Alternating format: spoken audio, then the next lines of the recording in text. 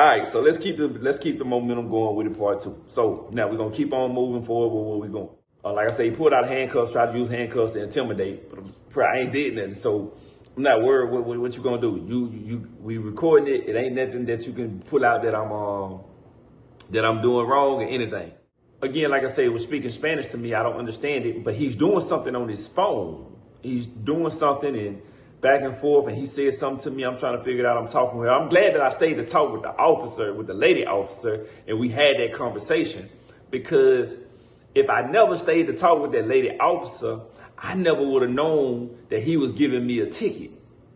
So I would have been leaving not knowing that I had a ticket in the system over in Colombia. I would have never known that. So that's why I said, God always works in mysterious ways. You never know how things are going to pan out, because I know I'm not doing nothing wrong, but this could have made me not doing nothing wrong, but still dealing with the wrong situation, a worse situation, because I would have never known until I got ready to go back to Colombia about this ticket situation. And then I'm looking to open up businesses over there. That would have affected me with businesses, and I would have had to go and pay this fine, and it just would have been a snowball effect to get done, to get taken care of. So I'm glad that I did stay, and I was talking with the lady officer. So me and the lady officer are going back and forth through translations on the phone. I'm speaking with her, typing what I'm saying and how I feel. And I'm letting her look, hey, we wasn't doing nothing wrong. We wasn't doing nothing wrong. We was literally coming from dinner, walking, going back to our apartment. Y'all pulled up on us and stopped us. Give me an explanation to why. So on her face, she really can't tell me why they stopped me, because she don't have a legitimate reason. There's no legitimate reason for stopping us. There's no legitimate reason at all for stopping us. So it's not like she can say, well, you was smoking and we smelled marijuana. She can't say that you was bothering a pedestrian. She can't say that you were standing in the middle of the street doing crazy stuff and impeding traffic. She can't say, it's nothing that you, was I laughing too loud? Was that the problem? Was I laughing in black? Like, I can see it in her face as I'm asking her, tell me what we did wrong, and she can't give me a legitimate answer. So let me tell you what she did give me. Since she couldn't give me an answer to tell me why to justify why they pulled up, talking about they want to search us and so forth on, she gave me a legal answer. That's what I'm going to call it. She used the law to justify her actions. So what do I mean by that? This is what I mean by that. Okay, the first part that I'm about to say is assumption, but I feel like it's fair to assume it, and I feel like I'm right. I'm telling you, I can't fact prove it, but I do feel like I'm right. So the first part of this, I feel that they originally thought black guy walking with a girl, a foreigner, oh, he gonna have some drugs on him, or he gonna have something illegal on him. We can extort him. We're going to pull over. This is going to be our way to extort him, go search and pat him down, find something illegal on him. And now we can say, hey, you got this on you, or you going to do this, or you want to go to jail. You give us this money, da, da, da. I feel like that's their way of making extra money off of us to support whatever they want to do, or pay for whatever they want to pay for, which again, it's not right. But again, I'm not going to feel bad if a person doing, you shouldn't be going over there doing cocaine. You know that you shouldn't be going over there smoking weed. You know you shouldn't be going over there doing things that's illegal. You should already know this. So you put yourself in a situation if you do that. If you go and do and you got drugs and stuff on you and all this stuff and whatever else, you are putting yourself in a situation. And if you taking a gamble, you might get away with it. You might not get away with it. If you don't get away with it and they say, hey, they extort you, you put yourself in that position to be extorted. So that's just food for thought. Don't put yourself in a position to be extorted.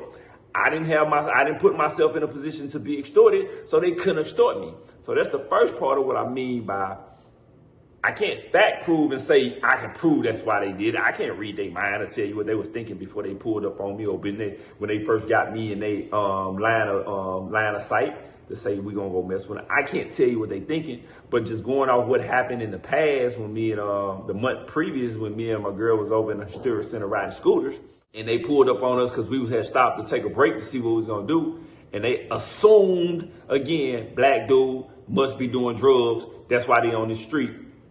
and the scooter's right here in front of you. She got a scooter, I got a scooter. Why it's gotta be drugs? Why it just can't be two people, again, enjoying themselves through the city? Now, how she used the legal side, since she couldn't justify necessarily what they did or why they pulled us, I don't know if you want to call that pull us over, pulled up on us, or whatever they did. She can't justify why they did it. So what she used to justify her actions was what they got is called Law 1801. That's what they got over in Colombia, a law called 1801. Now, she didn't tell me about Law 1801 until like at the end of the video. Like when you see at the end of the video, when he started the motorcycle, get ready to get on the motorcycle, and I'm like, hold on. At this moment, I'm researching. I want to figure out what's 1801 because this gives me more questions. This gives me, you done gave me something. Now I gotta, just gonna give me, I'm gonna look it up so I can get the ammunition to be able to defend myself and defend my the actions of me and my girl just walking home. You gave me this ammunition that I needed to be able to question you of what this law is. So I'm pulling up the law. In the midst of me pulling up the law, he, like I said, he had started the bike up like they ready to go and all this. Let's get ready to get up out of here. Now, let me tell you about the ticket. I didn't know, he didn't tell me that he had a ticket in English or even in translation. So he might say, yeah, I told him he had a ticket. But if he did, he said it in Spanish. Because he knew I didn't understand Spanish. So he was being slick with it and saying it in Spanish. And I guess his hopes was that I would have never understood what was going on. I would have went on about my day. The ticket would have got put in the system. And I would have never replied back to the ticket. And it would have instantly been a strike mark or whatever on me. And I would have had to pay some money. And they would have got some free money out of me for me doing nothing. Absolutely nothing. But when he said it, thank God, my girl was there. She heard it and told me when we left. But he getting on the bike and like finna go. I'm trying to ask questions about as I'm pulling 1801 up. So I pulled 1801 law up, and he was supposed to tell me that I had a ticket. He was supposed to give me either written copies of the citation, or he was supposed to give me an electronic, let me be able to see an electronic version of the citation. He didn't do none of that. All he did was talk with the female officer back and forth, got her to sign something on the phone. He signed something on the phone. They going back and went to saying something in Spanish. And like when he said it in Spanish, he didn't necessarily say it to my girl. He just said it in Spanish and she heard it. So she knew what it was. So that's how she was able to tell me. They get on the bike before I can even ask any questions. They get on the bike and they peel out. They gone now. They didn't get out. They can get the hell on. Now, if you seen in the video, I got my girl phone and I got his. I said, let me get your face. I said, let me get your face. I'm gonna make you famous. I'm gonna make you famous since you want to come over here and bother me for no reason. So he lift up his little helmet, like, yeah, want to show his little face and stuff. He didn't want to get ready to peel off and stuff. And he leave, and then we go on about our day. And we go back to the room. Now this did spoil the night because me and her was having a great night.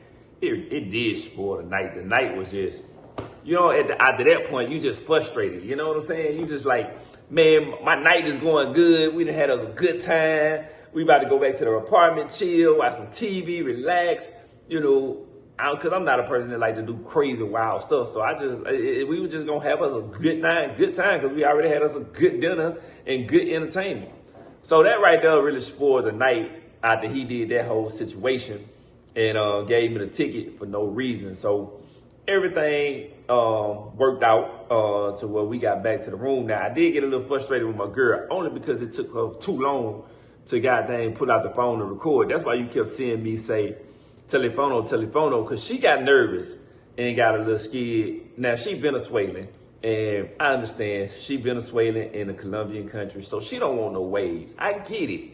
I'm not asking you to create no waves, but just pull out your phone. You ain't got to say nothing, just hold your phone. That's all I need you to do. So that did kind of frustrate me a little bit with her on the whole situation of dealing with police, because don't take that long. Every second count in this situation. We need every second on camera. when we dealing with this situation, you know.